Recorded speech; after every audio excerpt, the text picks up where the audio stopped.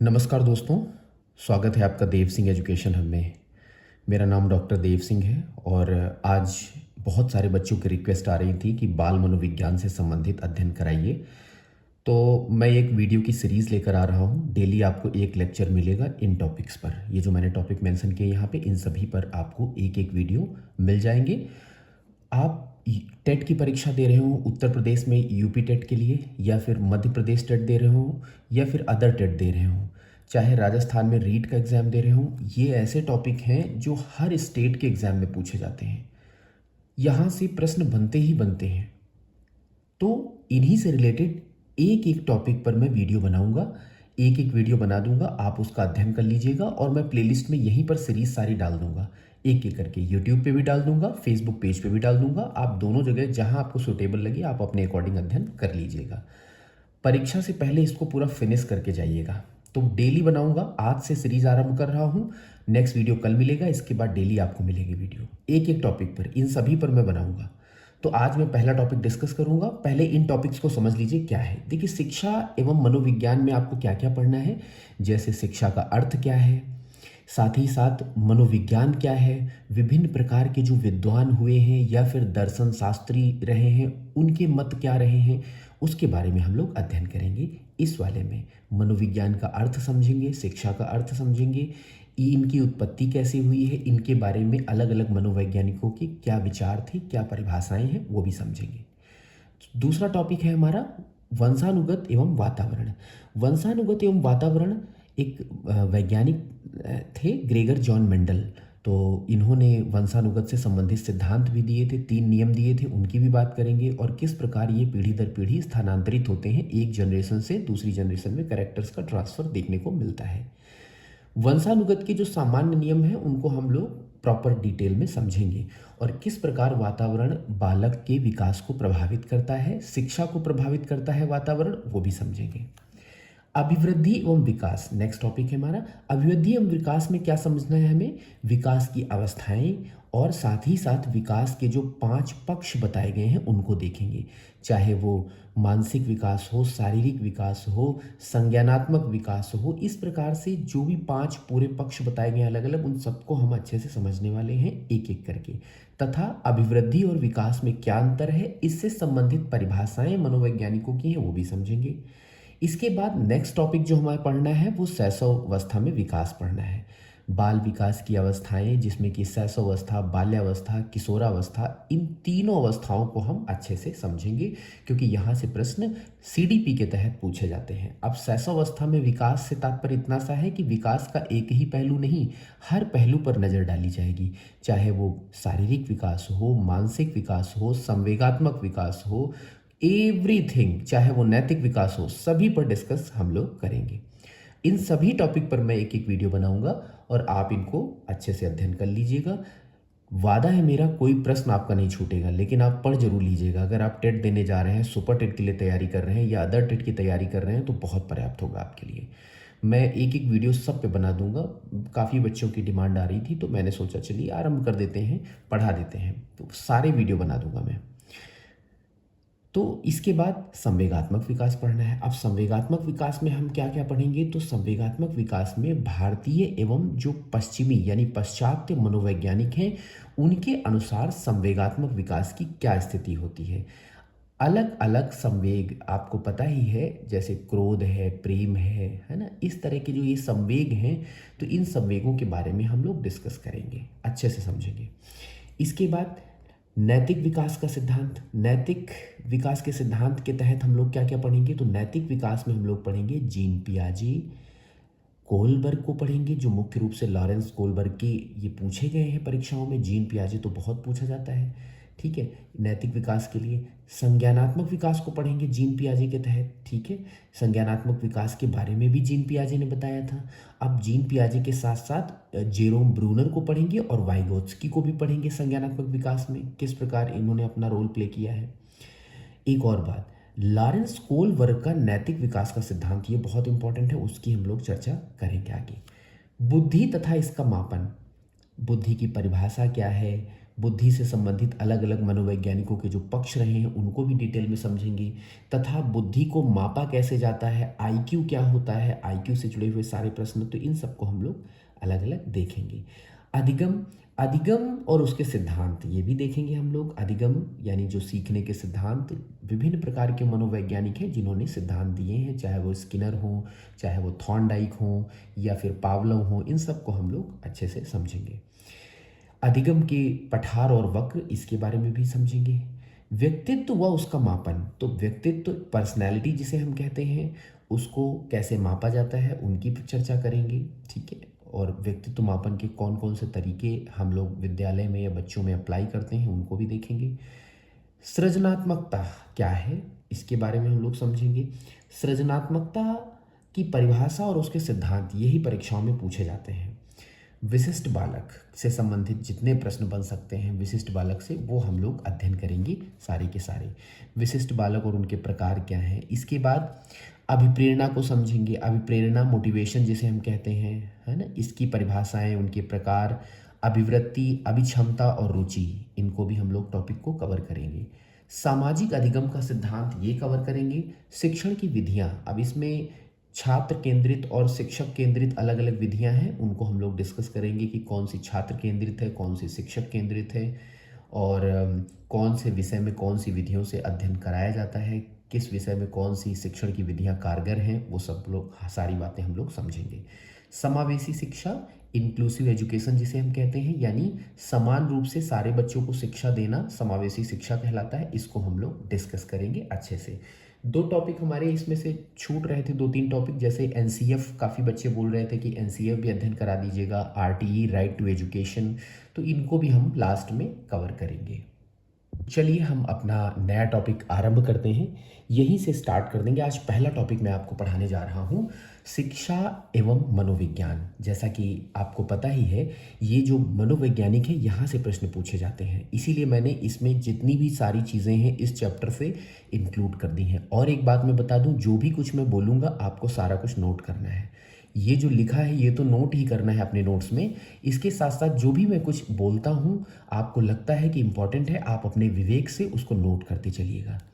देखिए, मैं आपको बता देता हूँ कि शिक्षा के बारे में अगर हम बात करें, बहुत ही शुरुआत में अध्यात्मवादी दार्शनिक मनुष्य के लौकिक जीवन की अपेक्षा उसके परलौकिक जीवन को अधिक महत्व मानते थे। जैसे भगवत गीता में एक श्लोक है, राग द्वेष विमुक्तये, ठीक है। इसका मतलब, मैं पूरा श्लोक तो मुझे याद नहीं, लेकिन ये ऐसे ही श्लोक है, भगवत गीता में कहा गया है।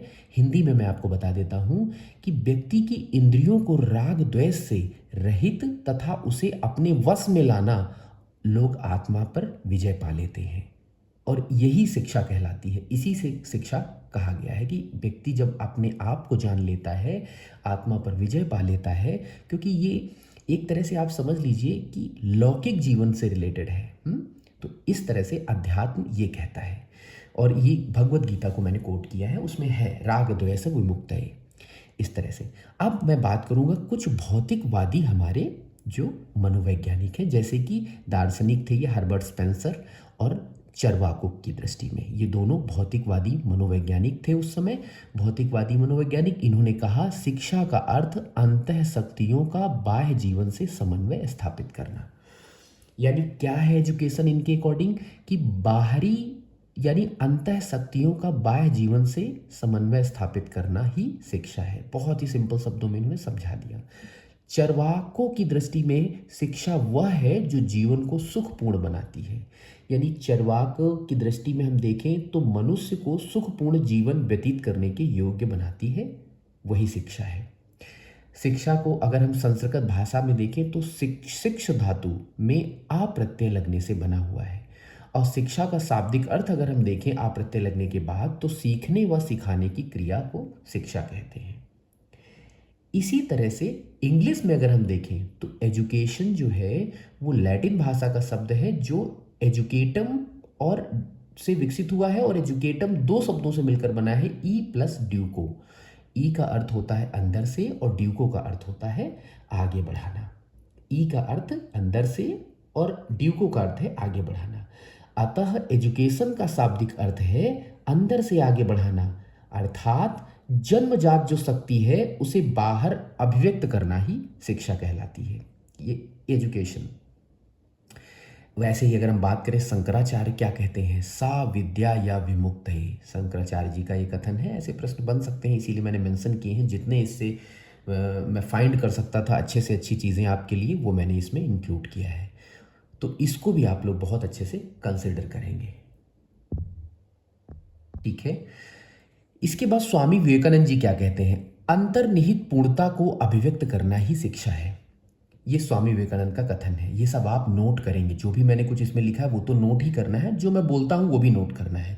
अब जैसे शिक्षा के बारे में इन लोगों के क्या विचार हैं, सुकरात क्या कहते हैं, अरस्तु, जॉन डीवी और महात्मा गांधी, ये आप नोट कर लीजिएगा। जगह की कमी की वजह से मैं इसको बोल दे रहा हूँ, आप इसको नोट कर लेना, मैं इसको एक्सप्लेन किए दे रहा हूँ।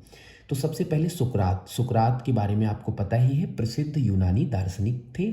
इन्होंने क्या कहा शिक्षा के बारे में कि शिक्षा का अर्थ है उन सर्वमान्य विचारों को विकसित करना जो प्रत्येक मनुष्य के मस्तिष्क में विलुप्त है। ये इनका विचार था कि मनुष्य के मस्तिष्क में जो विलुप्त है उनको आगे लाना, उनको विकसित करना। ये सुकरात का कथन है, नोट करेंगे आप। वहीं अरस्तु क्या कहते हैं, ये बहुत प्रश्न आप लोगों को भी याद होगा, जो भी लोग वीडियो देख रहे हैं बहुत लोगों को याद होगा। स्वस्थ शरीर में स्वस्थ मस्तिष्क का निर्माण करना ही शिक्षा है। ये कथन किसने कहा है, अरस्तु ने कहा है। जॉन डीवी क्या कहते हैं कि शिक्षा व्यक्ति की उन समस्त समस्याओं का, उन समस्त क्षमताओं का विकास करना है जो अपने वातावरण को नियंत्रित करने तथा अपनी संभावनाओं को पूरा करने योग्य बनाती हैं, ठीक है। वीडियो को पॉज करके आप नोट कर लीजिएगा, जो भी मैंने कुछ बोला है पॉज करके सुनिएगा और नोट कर लीजिएगा। महात्मा गांधी के बारे में, महात्मा गांधी शिक्षा के बारे में क्या कहते हैं, शिक्षा से मेरा अभिप्राय बालक तथा मनुष्य के शरीर, मस्तिष्क तथा आत्मा के सर्वांगीण विकास और सर्वोत्तम विकास से है। महात्मा गांधी क्या कहते हैं, शिक्षा से मेरा अभिप्राय है बालक तथा मनुष्य के शरीर, मस्तिष्क और आत्मा, तीन चीजें याद रखना महात्मा गांधी में, मस्तिष्क, आत्मा और शरीर, तीनों के सर्वांगीण और सर्वोत्तम विकास से है। ये महात्मा गांधी जी ने कहा। तो इनकी जो शिक्षा के बारे में इनके कथन थे वो मैंने कोट किए हैं, इनको आप नोट जरूर करेंगे। इसके बाद अगर हम बात करें मनोविज्ञान का अर्थ, आपने शिक्षा के बारे में देखा, अब मनोविज्ञान को आप समझ लीजिए। यूनानी भाषा का ये शब्द है साइकोलॉजी जिसे हम कहते हैं, और ये दो शब्दों से मिलकर बना हुआ है, साइकी प्लस लॉगस। साइकी का अर्थ है आत्मा और लॉगस का अर्थ है अध्ययन करना। तो आत्मा का अध्ययन करना साइकोलॉजी, ये हमारा यूनानी भाषा का शब्द है। अगर हम इसको टेबल को समझने का प्रयास करें तो जो प्राचीन युग इसमें नंबर 1 पे बताया है, उस समय जो विचारक थे प्लेटो और अरस्तु, उस समय प्राचीन युग में प्लेटो, अरस्तु, तो इन्होंने आत्मा कहा। इनका मत था कि मनोविज्ञान क्या है, मनोविज्ञान आत्मा है, यानी आत्मा का अध्ययन करना, मनोविज्ञान का विषय आत्मा माना था इन्होंने। वहीं मध्यकालीन युग में जो मनोवैज्ञानिक थे उन्होंने मन माना, उन्होंने कहा कि मन है, मन से रिलेटेड है, जो हमारी साइकोलॉजी है, मनोविज्ञान का विषय क्या है, मन है। उसके बाद आए आधुनिक युग आया। आधुनिक युग में कौन कौन आए, विलियम जेम्स आए, वुड आए और जेम्स ली आए। इन्होंने कहा कि मनोविज्ञान चेतना है, उन्होंने मनोविज्ञान को चेतना माना। वहीं अगर हम समकालीन जो मनोवैज्ञानिक आए कुछ, जिसमें कि हमारे वॉटसन थे, स्किनर थे, पावलव और वुडवर्थ, इन लोगों ने व्यवहार का विज्ञान माना, इन लोगों ने व्यवहार का विज्ञान माना। तो इस तरह से इस टेबल को आप समझ लीजिएगा। इसके बाद मैं वुड को एक्सप्लेन कर देता हूं। देखिए ये वाला पोर्शन, अगर यहां पर देखा जाए तो वुड क्या कहते हैं, ठीक है। वुड ने कहा कि देखिए आत्मा, मन, चेतना और व्यवहार, ये एरो मैं ऊपर को बना देता हूं लाइक दिस। तो सबसे पहले आत्मा, उसके बाद आत्मा खत्म हो गई, फिर मन खत्म हुआ, उसके बाद चेतना खत्म हो गई, और वर्तमान में व्यवहार का विज्ञान है। वर्तमान में मनोविज्ञान कैसा विज्ञान है, व्यवहार का विज्ञान है, ये जेम्स वुड कहते हैं, ठीक है। तो इस तरह से ये प्रश्न परीक्षाओं में पूछे गए हैं अलग अलग, और पूछे जा सकते हैं। तो आप इस पर अपनी कमांड बनाते रहिएगा, और जो भी कुछ मैं बोलता हूँ सब इंपॉर्टेंट है, आप इस सब को नोट जरूर करते चलेंगे। इसके बाद हम आगे कुछ और पॉइंट्स की तरफ बढ़ते हैं। एक प्रश्न ये पूछा जाता है, national society of college teachers of education संस्था कहाँ पे है, तो ये अमेरिका में है, ये अमेरिका की संस्था है। ये प्रश्न पूछ लिया जाता है। रिपब्लिक पुस्तक किसने लिखी थी, तो रिपब्लिक पुस्तक प्लेटो ने लिखी थी, प्लेटो के द्वारा रिपब्लिक पुस्तक लिखी गई थी। एमिल पुस्तक किसकी रचना है, तो रूसो की रचना है। अब मैकडूगल के अनुसार क्या है, तो मैकडूगल ने कहा आचरण एवं व्यवहार का यथार्थ विज्ञान है। मनोविज्ञान क्या है? आचरण एवं व्यवहार का यथार्थ विज्ञान है, ये कहते हैं मैकडूगल साहब। अब सबसे पहली एक प्रश्न यहाँ से जो मैंने रेज किया है इसको देखिएगा, उल्टा पढ़िएगा। शिक्षा मनोविज्ञान के जनक कौन है? तो शिक्षा मनोविज्ञान के जनक है थॉर्नडाइक। और थॉर्नडाइक ने एक पुस्तक लिखी थी शिक्षा मनोविज्ञान 1913 ईस्वी में। ये प्रश्न पूछा गया है, इसे आप ध्यान रखेंगे। इसी तरह प्रथम शैक्षिक मनोवैज्ञानिक होने का श्रेय किसे गया है? तो थॉर्नडाइक को गया है। यही सबसे पहले मनोवैज्ञानिक है, शिक्षा मनोविज्ञान से रिलेटेड है ये। तो ये लेक्चर आशा करता हूँ आपको समझ आया होगा अच्छे से। अगर आपको पसंद आया है तो आप शेयर और लाइक ज़रूर करिएगा वीडियो को, जिससे कि मुझे और प्रेरणा मिलेगी, आगे मोटिवेशन मिलेगा वीडियो बनाने के लिए। बस यही कहना चाहूँगा। इसके बाद एक और बात मैं बता दूँ, प्रारंभ में मनोविज्ञान दर्शन शास्त्र का अंग था। बहुत स्टार्टिंग में जब प्राचीन युग, ग्रीक युग चल रहा था, तो उस समय दर्शन शास्त्र का अंग था। लेकिन दर्शन शास्त्र से अलग होने के प्रयास में मनोविज्ञान के अर्थ में कई बार परिवर्तन हुआ। अर्थात काल चक्र के अनुसार मनोविज्ञान का विषय समय समय पर बदलता रहा और अंततः मनोविज्ञान का विषय व्यवहार का अध्ययन बना। तो अगर हम आधुनिक टाइम पे बात करें तो व्यवहार का अध्ययन मनोविज्ञान बन चुका है। तो आज पहला लेक्चर फिनिश होता है। कल मैं आपके लिए दूसरा टॉपिक लेके आऊँगा, जुड़े रहिएगा और आप सारे टॉपिक पढ़ा दूंगा मैं आपको डेली। किसी दिन अगर छोटा टॉपिक होगा तो 2 मैं पढ़ा दूंगा। आज मैंने डिस्कस किया है, ये पहला टॉपिक था आपका। इसके नोट्स और इसको अपने एक अलग नोटबुक इसकी बना लीजिएगा, मनोविज्ञान की साइकोलॉजी पूरी पढ़ा दूंगा मैं आपको।